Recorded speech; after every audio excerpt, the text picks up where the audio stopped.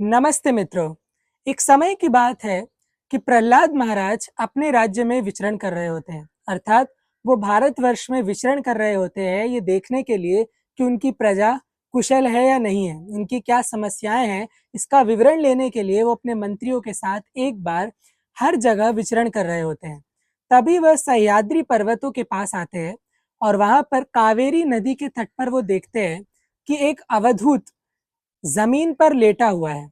जब वो उस अवधूत के पास आ जाते हैं तो देखते हैं कि उसके पूरे शरीर में भस्म लगी है, धूल लगी है और वो ऐसे पड़ा है जैसे कोई मृतवत पड़ा हो, जैसे किसी ने किसी मृत व्यक्ति को वहां छोड़ दिया हो।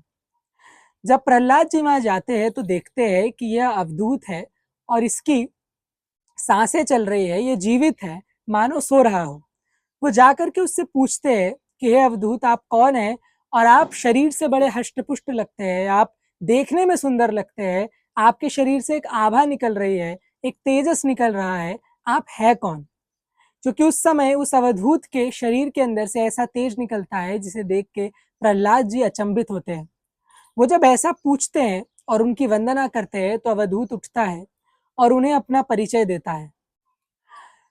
अवधूत उनको परिचय देते हैं कि वो दत्तात्रेय है और अत्रि ऋषि के पुत्र है। वो जगत में ऐसे ही विचरण करते हैं जैसे कोई मृत व्यक्ति हो। न वह किसी से आकांक्षा रखते हैं, न किसी से आसक्ति रखते हैं और इसीलिए प्रसन्न रहते हैं। जब प्रहलाद महाराज निवेदन करते हैं कि वो उन्हें कुछ उपदेश थे, तो भगवान दत्तात्रेय प्रहलाद महाराज को कुछ उपदेश देते हैं।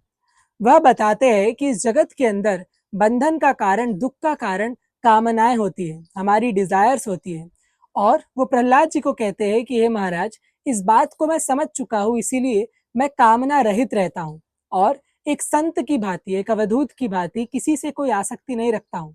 वो बताते हैं कि कामनाओं का अंत नहीं है।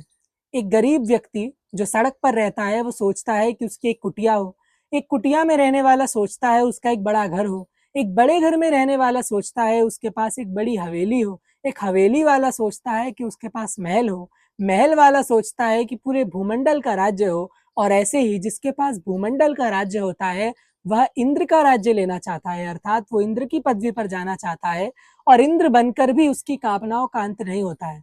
इसीलिए भगवान दत्तात्रेय प्रहलाद जी को बताते हैं कि वह कामनाओं के इस खेल को समझ चुके हैं और उससे रहित हो गए हैं, उन कामनाओं को छोड़ चुके हैं। भगवान दत्तात्रेय कहते हैं कि मनुष्य जन्म बहुत ही सौभाग्य से मिलता है। जब किसी व्यक्ति के पाप कर्म अधिक होते हैं तो वो पशु योनि में जाता है। जब पुण्य कर्म अधिक होते हैं तो वह देवता बनता है। जब पाप और पुण्य दोनों ही समान मात्रा में होते हैं ऐसा व्यक्ति मनुष्य बनता है। वह बताते हैं कि मनुष्य योनि की विशेषता है कि वह इस मनुष्य योनि के अंदर, इस मनुष्य शरीर के अंदर मुक्ति को प्राप्त कर सकता है, अर्थात मुक्त हो सकता है, निर्वाण को प्राप्त कर सकता है। लेकिन अधिकतर मनुष्य इस बात को नहीं समझते हैं और इस अमूल्य योनि को, इस अमूल्य शरीर को गंवा देते हैं। इसीलिए मैं ये समझता हूं कि मुझे यह मनुष्य शरीर मिला है तो मैं इसका उपयोग आत्म अनुभव में, आत्म साक्षात्कार में करूं। भगवान दत्तात्रेय प्रहलाद जी को आगे कहते हैं कि हे महाराज प्रहलाद, मेरे जीवन में दो गुरु बहुत महत्वपूर्ण है। वह बताते हैं कि उनके प्रथम गुरु है मधुमक्खी। जो मधुमक्खी होती है वह बहुत शहद इकट्ठा करती है, वह जगह जगह जाती है, पुष्पों से शहद को निकालती है, अपने छत्ते में उसे जमा करती है। लेकिन एक समय ऐसा आता है जब कोई जंगली जानवर या फिर कोई मनुष्य आता है और उसके छत्ते को तोड़ता है, उसमें रहने वाली मधुमक्खियों को मारता है और सारे शहद को ले जाता है। भगवान दत्तात्रेय कहते हैं इसीलिए मैंने मधुमक्खी से सीखा है कि आवश्यकता से अधिक संचय नहीं करना चाहिए, क्योंकि आवश्यकता से अधिक जब संचय होता है तो जिसका धन होता है, जिसकी संपत्ति होती है, उसका उपभोग वो करे या ना करे, पर और लोग उसका उपभोग अवश्य करते हैं। इसी प्रकार मधुमक्खी भी अपने जीवन से हार जाती है और ऐसे ही मनुष्य की तृष्णा का अंत नहीं होता और वो संचय करता करता करता एक दिन मृत्यु को प्राप्त हो जाता है, लेकिन उसकी संपत्ति उसका मृत्यु से रक्षण नहीं कर पाती है। वह बताते हैं कि जो लोग इस सिद्धांत को नहीं समझ पाते हैं वह आने वाली पीढ़ियों के अंदर भी यही बातों का ज्ञान देके जाते हैं कि धनार्जन ही सब कुछ है, संपत्ति को इकट्ठा करना ही सब कुछ है, और जैसे स्वयं अंधकार रूपी कुएं में गिरते हैं ऐसे ही अपने आने वाली पीढ़ियों को भी गिराते हैं। भगवान दत्तात्रेय बताते हैं कि उनके अगले गुरु है अजगर।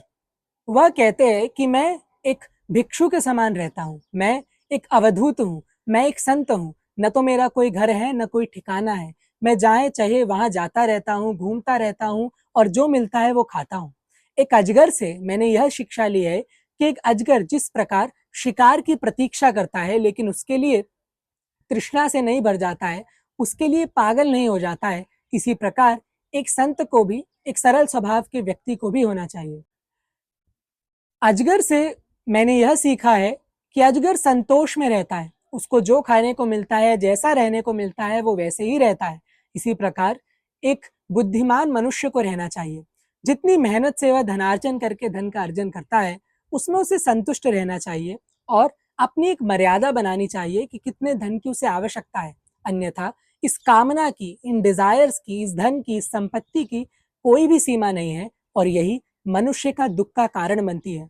और जिस कारण से उसको यह मनुष्य शरीर मिलता है, यह बुद्धि मिलती है, उसका उपयोग न करके वो केवल भौतिक समस्याओं में ही अटका रहता है और इस मौके को गवा बैठता है। इस प्रकार भगवान दत्तात्रेय प्रहलाद जी को बताते हैं कि वह कामनाओं के खेल को समझ चुके हैं, राग आसक्ति के खेल को समझ चुके हैं, वह ये जान चुके हैं कि मनुष्य योनि कितनी महत्वपूर्ण है, मनुष्य जीवन कितना महत्वपूर्ण है, क्योंकि इसमें सुख भी है, दुख भी है और इस ही जीवन के अंदर एक व्यक्ति मुक्ति को प्राप्त कर सकता है।